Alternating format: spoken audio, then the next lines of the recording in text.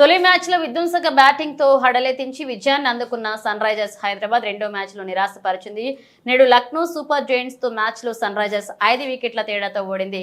Hyderabad team నిర్దేశించిన 192 పరుగుల విజయ లక్ష్యాన్ని లక్నో సూపర్ జైంట్స్ 16.1 ఓవర్లలో 5 వికెట్లు కొట్టేసింది. ఆ జట్టులో నికోలాస్ పూరన్, మిచెల్ మార్ష్ విధ్వంసక ఆట తీరుతో చెలరేగడంతో సన్ రైజర్స్ బౌలర్లు వెలవెలపోయారు.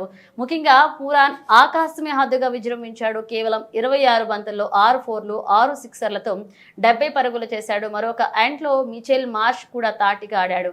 మార్ష్ 31 బంతుల్లో 7 ఫోర్లు 2 సిక్స్లతో 52 పరుగులు చేశాడు. అయితే Sunrisers captain Pat Cummins వీరిద్దరిని వెంటనే అవుట్ చేసినా అప్పటికి జరగాల్సిన డ్యామేజ్ జరిగిపోయింది. పూరాన్ మార్ష్ జోడీ రెండో వికెట్ ఏకంగా 116 పరుగులు జోడించడంతో సన్ రైజర్స్ మ్యాచ్ పై ఆశలు వదులుకోవాల్సి వచ్చింది.